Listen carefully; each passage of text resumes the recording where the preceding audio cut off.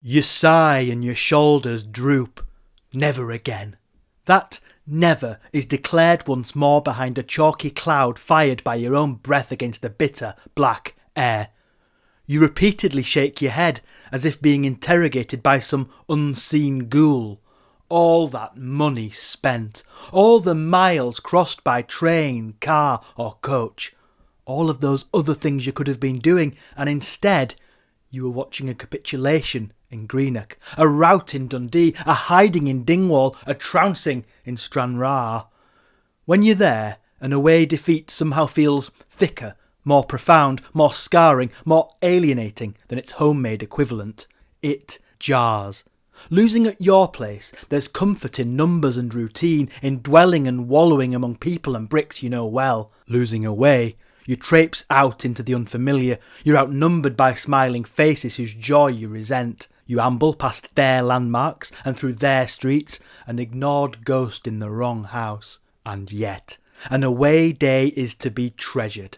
The plans and the early start, the meeting up and the setting off, the travelling and the arriving. Modern life has all but robbed others of such big days out, such jollies with their rituals, endless refreshments, collections for the driver and 5-pence poker hands. The hiss of a drinks can being opened or the crinkling of foil are musical notes. The scents of sweet tea or simmering pastry are as fond as Grandma's roast dinner. The day is peppered with moments and sightings that provoke fleeting solidarity. The scarf draped from the car window, the minibus carrying 15 of yours, the nods at motorway services, the snatched prediction chats beneath departures boards at junction railway stations, singing songs of your club outside someone else's. To enter the ground, hop those steps and see hundreds, thousands of your people transposed to another place hastens the pulse and stings the throat. Here is your legion, infiltrating and invading with its war songs, unified and ready. After a win, the victorious bounce and swagger back to their coach like so many zoo penguins at feeding time. Those coaches now sound like school trips with no teachers on board. Football is godly.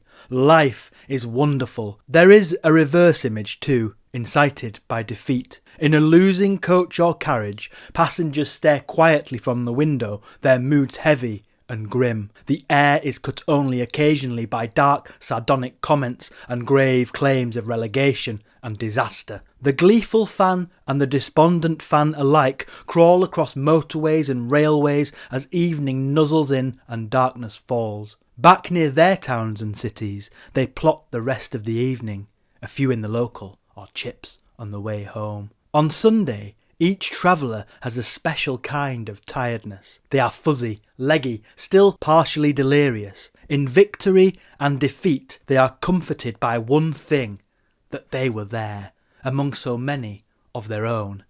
They belong, home or away.